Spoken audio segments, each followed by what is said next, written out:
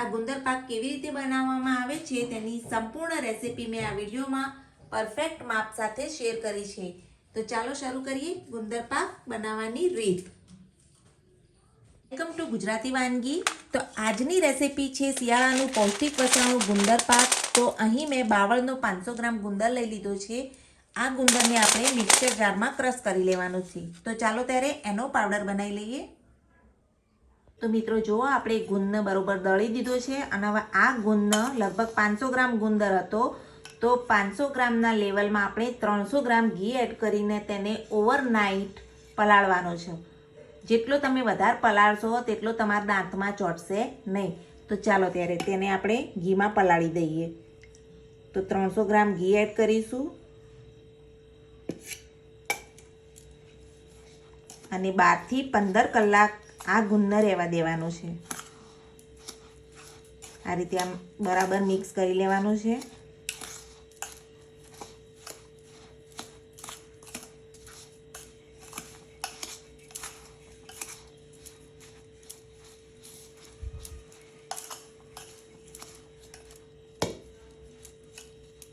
ઘી ઓછું પડે તો તમે ઘી એડ કરી શકો છો. 500 ગ્રામ ગુંદના લેવલમાં 500 ગ્રામ ઘી લેવું જરૂરી છે અને 200 ગ્રામ જેવું આપણે ગુંદ બનાવતી ટાઈમે વાપરીશું.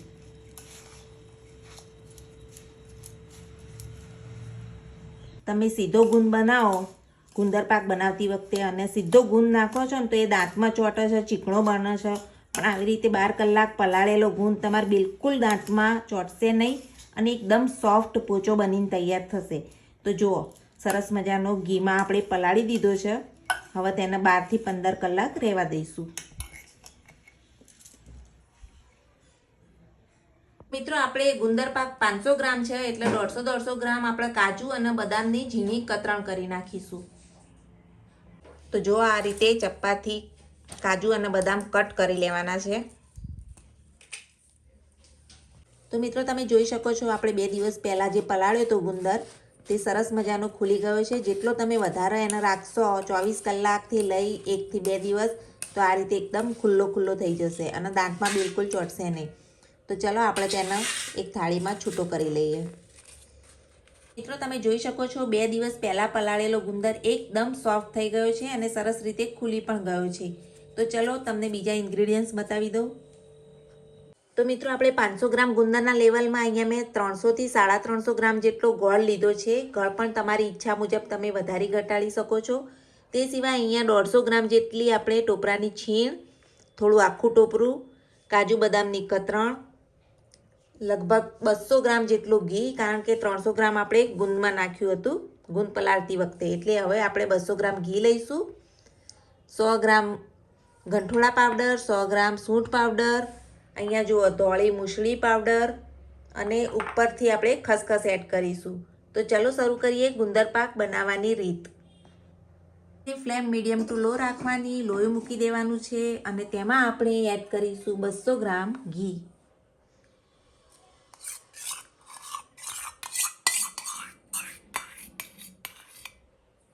તો અહીં મેં 200 ગ્રામ ઘી લઈ લીધું છે. હવે ઘીને ગરમ થવા દઈશું અને આ ગરમ થયેલા ઘીથી આપણે થાળીને ગ્રીસ કરી લેવાની છે જેથી ગુંદર ચોંટે નહીં. તો જો આ રીતે થાળીને સરસ મજાની ઘીથી ગ્રીસ કરી લઈશું.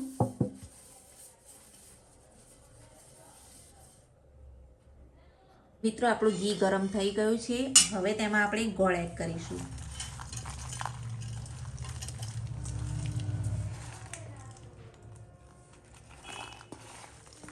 તો આ રીતે આપણે 300 થી 350 જેવો ગોળ જે હતો એ એડ કરી લેવાનું છે. ગેસની ફ્લેમ એકદમ લો કરી દેવાની અને ગોળને ફક્ત ઓગાળવાનો જ છે, તેને એકદમ ઉભરો આવવા દેવાનો નથી. તો ચલો ત્યારે આપણે તેને મિક્સ કરતા રહીશું આ રીતે અને તેને ફક્ત ઓગાળીશું.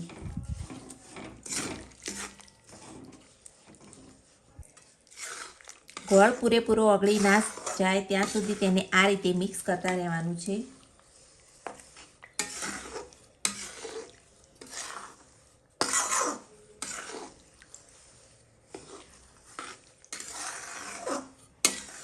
જો જો તમે જોઈ શકો છો કે ગોળ હવે ઓગળી રહ્યો છે અને તેમાં જે ગાંઠો હોય તે પણ આપણે આ રીતે તોડી નાખવાની.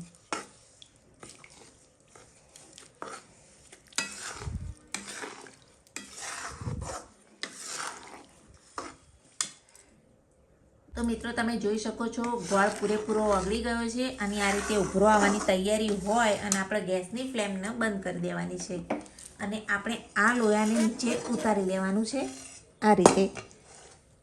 મિત્રો એક સિક્રેટ ટિપ્સ એ છે કે આ લોહી ઉતાર્યા પછી આપણે અડધી મિનિટ જેટલું રાખી મૂકવાનું, પછી જ બધા ઇન્ગ્રેડિયન્ટ્સ એડ કરવાના છે, તો તમારો ગુંદર પાક એકદમ સોફ્ટ બનશે. તો આપણે આ રીતે થોડું ઠંડુ કરી લઈએ અને અડધી મિનિટ થઈ ગઈ છે. ત્યાર પછી સૌથી પહેલાં આપણે ગુંદર ઉમેરવાનું છે. તો ચાલો ગુંદર એડ કરીએ. તો આ રીતે આપણે બધો ગુંદર એડ કરી લેવાનું છે જે મેં પહેલાં છૂટો કરીને રાખ્યો હતો. હવે એને મિક્સ કરતા જવાનું, ધીમે ધીમે મિક્સ કરતા જઈશું.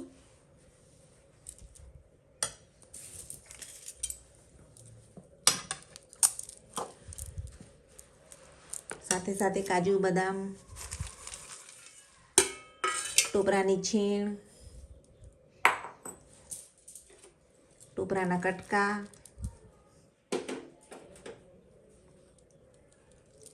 ગંઠોળા પાવડર, સૂંઠ પાવડર, ધોળી મૂસળી પાવડર, આ બધું હવે મિક્સ કરી લેવાનું છે.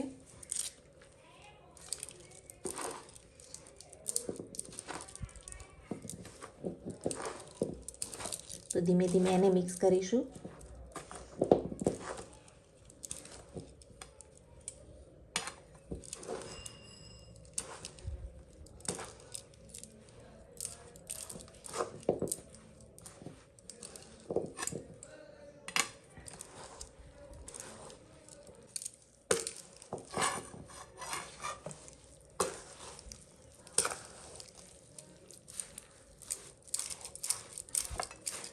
તો આ રીતે તેને બરાબર મિક્સ કરી લેવાનું.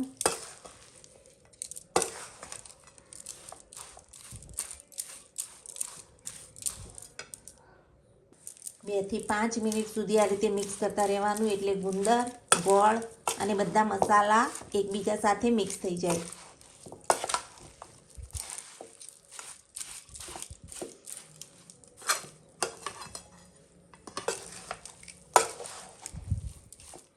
તો જુઓ સરસ રીતે મિક્સ થઈ ગયું છે. હવે આપણે તેને થાળીમાં લઈ લઈશું. તો હવે આપણે થાળીમાં ઠારી લઈશું. આ રીતે જુઓ થાળીમાં કાઢીને ઉપર આપણે ઘીવાળી વાટકી કરી અને ઘસી લેવાની.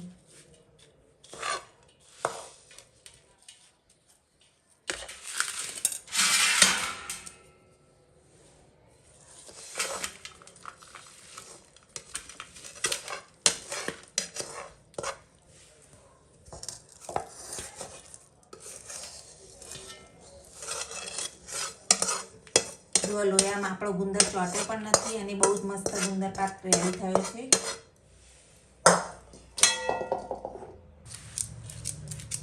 આ રીતે સ્પ્રેડ કરી લઈશું.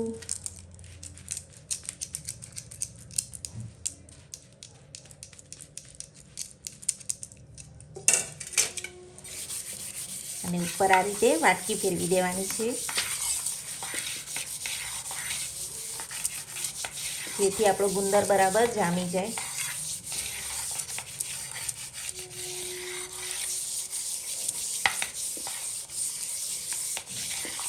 તો મિત્રો જોઈ શકો છો પરફેક્ટ માપ સાથે આપણે ગુંદર પાક રેડી કર્યો છે, એટલે તમને ઘી પણ દેખાતું નહીં હોય જતું.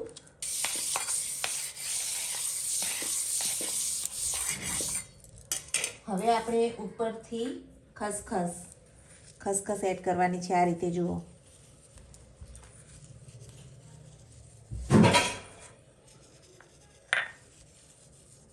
તો તૈયાર છે શિયાળાનું પૌષ્ટિક વસાણું ગુંદર પાક.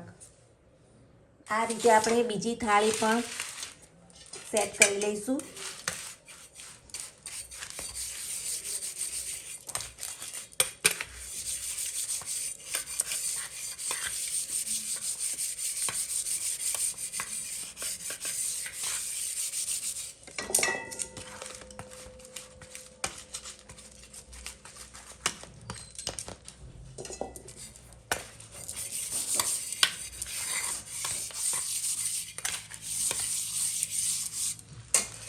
અહીંયા આપણી દોઢ થાળી બનીને રેડી થઈ ગઈ છે. તો આ બીજી થાળીમાં પણ ખસખસ એડ કરી દઈએ. તો જો તૈયાર થઈ ગયો છે મસ્ત મજાનો ગુંદર પાક. અને આપણે આને તરત ને તરત આવી રીતના પીસ પાડી દેવાના છે. જો મિત્રો તમે પીસ નહીં પાડો તો પછી ગુંદર ઠરી ગયા પછી પીસ પાડવા બહુ જ મુશ્કેલ થઈ જશે. એટલે આપણે તાજા ગુંદર પાકમાં જ આ રીતના ચોરસ કટકા કરી લેવાના.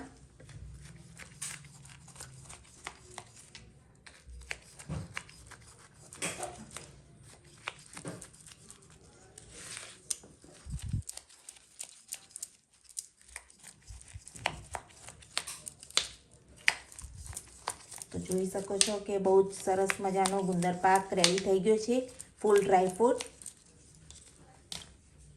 વિડીયો ગમે તો લાઈક ને શેર કરવાનું ભૂલતા નહીં. Thanks for watching my video. જય માતાજી.